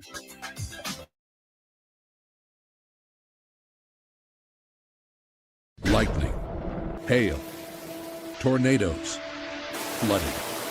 It's the worst of severe weather, and it's coming. Spring brings warmer temperatures, but also dangerous weather conditions. Stay up to date day or night with the Storm Team 12 weather app. You'll get accurate forecasts, so you can plan ahead and stay safe, no matter the weather. Download the Storm Team 12 weather app, brought to you by Stutzman's Greenhouse. The future of television has arrived. Next Gen TV is here with stunning video, movie theater quality sound, enhanced voice clarity, and interactive features, all upgradable for the future. Learn more at watchnextgentv.com. Sometimes people tell us, I don't get it, it's just tea. But let me tell you, we are so much more than just tea. With 20 plus flavors of sweet and unsweet iced tea, the possibilities are endless. Come on in and try them all for free to find your favorite, or get us on the go for your busy lifestyle. And don't miss happy hour every day. So the next time someone tells you it's just tea, tell them to come by and find out why we say, drink tea, be happy. They're not just the canvas of our imagination. They tell a story. Clouds affect the events of your day. Sometimes they growl, sometimes they inspire, but they're always the messengers of nature's mood, written in the sky. Storm Team 12 understands the language of clouds. We're dedicated to decoding their message, so you know what to expect. Behind every cloud, there is a story waiting to be told. Trust Ross Jansen and Storm Team 12, alerting you first to the impact on your life. Jim Rome here, lighting up your afternoons on The Jim Rome Show. Catch me starting at 2 on Wichita's #1 sports radio, Kansas Fan Headquarters, 97.5 and 1240 KFH.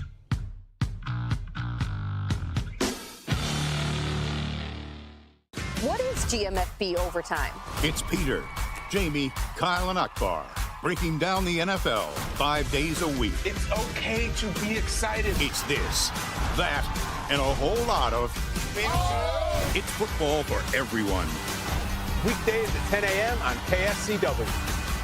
Odyssey is one of the most influential audio and entertainment brands in the nation. You already know Odyssey's iconic local radio brands in Wichita. But did you know Odyssey has the country's best collection of music, news, and sports brands? Odyssey is also a premium podcast creator, major event producer, and digital innovator. Odyssey brings people together across the country and right here in Wichita. Odyssey also delivers meaningful radio and digital audio results. Find out our story and impact at odysseyinc.com/Wichita. Make yourself known now. 8310 in traffic pursuit. Oh my God, here. Investigate TV Plus begins with real people.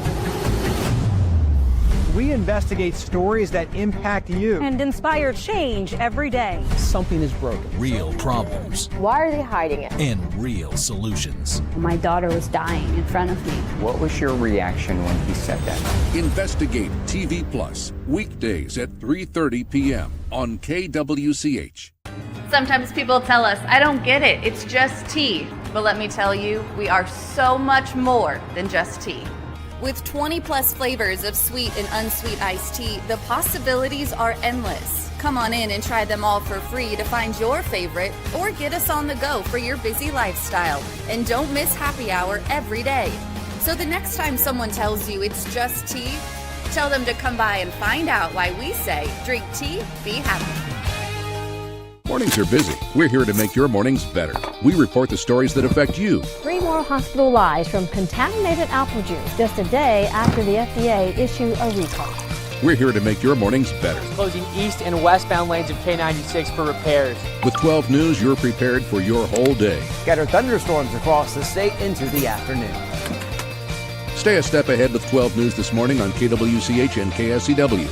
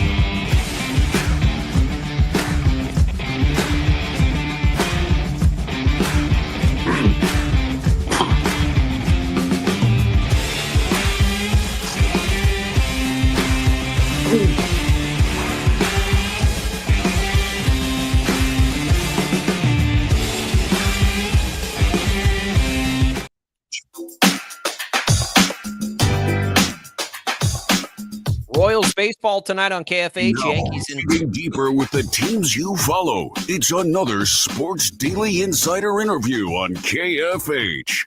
Royals baseball tonight on KFH. Yankees in town facing the Royals. Tune in to 97.5 and 1240 KFH at 6:30 for the Royals Yankees. Listen online at kfhradio.com or download the free Odyssey app and search for KFH. We welcome you back in, and we welcome in our buddy Tim Fitzgerald here. GoPowerCat.com, at Life of Fitz on X. Fitz, we are back. We're kind of watching the U.S. Open here. Gary Woodland, Kansas's own, 3 under through 5. He's all alone in second place. So good Very start. nice. For him, as we'll watch that. Fitz, what do you make of all this noise in college sports? We finally get that House ruling we've been waiting on for a while. What what are we supposed to be taking away from this? I don't really know yet. Now, and we're already hearing of lawsuits over the House settlement. I just think we're in an endless cycle of litigation until something is put on the books by Congress that, offers some protection and rights for athletes, and comes to a compromise here. Everyone wants it all their way. And honestly, it's grown tiresome. I mean, all these lawsuits are it's reached absurdity. Where do things go from here? That's a great point. I don't know. They need to really. I know the commissioners are trying to sort out and codify what they're doing, but without law, they can't. And they just absolutely have to have government help, which just makes me cringe to think about. But in this litigious world in which we live, that people are just going to sue. So, yeah, I'm not crazy about some of the new guidelines or the new rules set forth by a judge who doesn't really operate in the athletic realm, but I think everyone's willing to work with it, except now other people are saying we didn't get all we wanted, so we're going to file lawsuits. Or collective bargaining. Yeah, they need all that. Pro sports don't deal with this because they bargain everything out. I still think I don't even think the lawmakers, they could change their mind tomorrow based on what they think will get them elected. I think that is a fool's errand to say we're going to rely on lawmakers to handle this. They'll do whatever they think people want them. Like, they're not going to do anything of substance. I don't think. You've got to have the same rules across all 50 states. We've got states trying to use their government to cheat the system to win college games. But why can't they just collectively? But they already have to revenue share now. Just come up with a players' union and collectively bargain this stuff. Yeah, I agree, but a players' union can't be formed by the NCAA or, that nobody will trust that process if the universities are involved in trying to represent the players. So, yeah, this is just spinning in so many directions that it's hard to keep up with.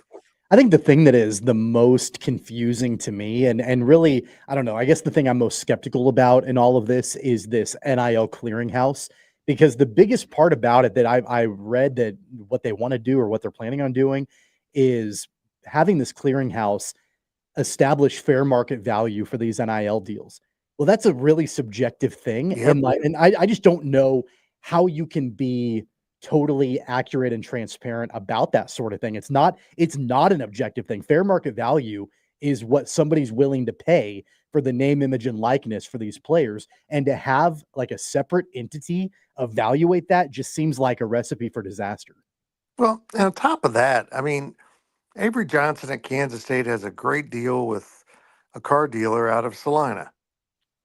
Well, how does that compare to maybe the quarterback at USC having a car dealer out of LA? I mean, those are two wildly different markets, and I don't know how you compare that. That is going to fail miserably. Like, it doesn't make any sense.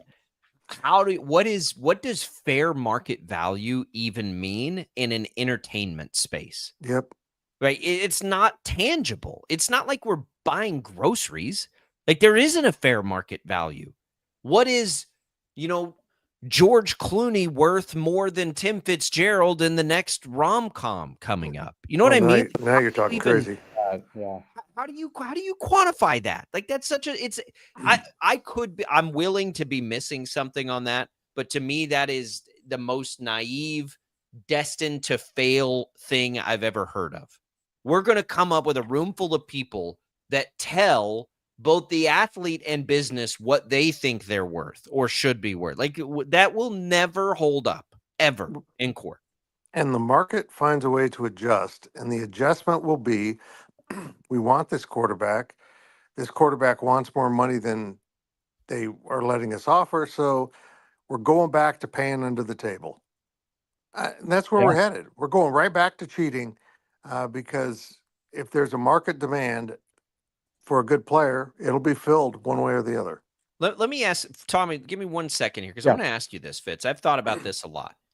Do you think the public, do you think the coaches, do you think the administrators, does anybody really care that guys make a bunch of money in NIL? Or is this, to me, more about the transfer portal and the dangers and that's the part of this where everybody has a problem. You can come in and steal players. You can leave it. Like, it's not so much that guys are making money. It's that the transfer portal doesn't allow for any loyalty. So if you could fix the transfer portal, would anybody care how much money any college player gets paid to play college sports? Well, from the college perspective, this isn't sustainable. I mean, look, let's back up here. When Nigel Pack signed with Miami, he got $400,000 and we were appalled. A few years later, Coleman Hawkins gets $2 million from Kansas State. We're appalled. And now we're talking about kids wanting and maybe getting close to $4 million. And we're like, whatever. We've just become, it's just so wildly out of control. That escalation of the market isn't sustainable in any way. And I think people recognize it's going to break the back of college athletics. Well, in the here and now, Fitz, I mean, I'm not sure that there's another college basketball team in the country that, at least on paper, has changed their fortunes with the transfer portal as Jerome Tang and Kansas State. I mean, just the overall number of players that have come in, the talent level on paper. I mean, I'm trying to evaluate if there are any other teams that have at least brought in the sheer number and quantity and quality of players to improve their fortunes on paper. It's got to be K-State. Yeah, I agree. They've finished really strong. They're still kind of looking for another big man, but boy, they put together a roster with nice pieces, nicer than the last 2 years. I truly believe that. But now, do they fit together? Now, can they be put into a team? And that's been another failing in the last couple seasons. So I think the new coaches on the staff are going to really help with that, the acclimation process and forming them into a team. And this group of guys can recruit, but actually putting things together has been the issue. And maybe they took that step with these new hires. Fitz, Where does K-State, like, as we can see the revenue share, and we know that piece exists. I know schools have been preparing for this for a while. Is K-State in a position to absorb that blow? I think so. I mean, all indications are that they're finding a way to do it. And, it's such a huge chunk of money. And this is here's what I can't make sense out of. So if every school's got 20.5 million, 90% is probably going to football and men's basketball, and the other 10%. Well, Kansas State has the minimum number of sports. What I mean, so they got $2 million to divide up over a few teams, and like Stanford has 4,000 sports. So, look, all budgets aren't the same. I don't understand why every school was asked to pay the same amount, and it's put them at a disadvantage in some ways and an advantage in others where they might be able to get more players because they'll be able to pay them more. None of this really adds up to me. I don't know why they didn't do a percentage of budget, over the last X number of years, because that would have made more sense to me. Yeah, I don't either. I'm going to ask you one more question because I've asked a lot of people this and it's come up. Do you think with this new model, and this has to do with basketball, do you think the blue blood football-bearing basketball schools are going to be now at a disadvantage against, let's say, the blue bloods of non-football schools like UConn, or UConn's the best example because they're in the Big East and have a decent revenue deal. Did they just get a major advantage in college basketball? It's a valid question. I think so. And what does a school like Kentucky or even Kansas do? They're going to prioritize football. Yeah, I mean, they have to. It's awful. You got these incredible basketball traditions that now are going to be basically forced to the side because you've got to fund football because that is the revenue generator. It's insanity. Look, KU basketball is a revenue generator. It's one of the few places where it is an impactful, absolute revenue generator, but it ain't like football. I mean, it's just not. Now they're building a new stadium. Fitz, what do you guys have going for us at GoPowerCat.com? Well, a little bit slower this time of year, but we got some great recruiting evaluation stuff, a lot of VIP content with recruiting right now at the site. So if you're not subscribing, you probably need to, because a lot is cooking with recruiting, and my new recruiting staff is absolutely kicking butt. Love it. Glad you guys are doing that work because I don't have the energy anymore. Fitz, No. Appreciate it. GoPowerCat.com, at Life of Fitz on X to follow along. We appreciate it. Have a nice day. You bet. Go Gary Woodland. We'll keep an eye on that. I know Fitz is just a state of Kansas backer, and we'll love that. Fellow cancer survivor, Gary Woodland, at this point, which is really cool. Be great to see him get all the way back. What's that? It'd be great to see Woodland get all the way back and win another major. That'd be a redemption story. How wild would that be? Back to a U.S. Open champion. He's playing really well so far. 3 under through 6. The leader is 4 under through 8. JJ Spawn, guy I've never heard of. You've never heard of JJ Spawn? He's a pretty good golfer too. Did you watch any of the Full Swing series on Netflix? Did you watch Gary Woodland's episode? I did. I would. If you don't watch the series, that's fine. Go and watch that episode. Yeah, watching him come back from cancer, it's pretty incredible. I am a big fan of his. I think he's awesome. So hopefully he stays in it. That'll make this a really fun weekend of golf. All right, we got a little more Sports Daily for you. Don't go away. We're coming right back.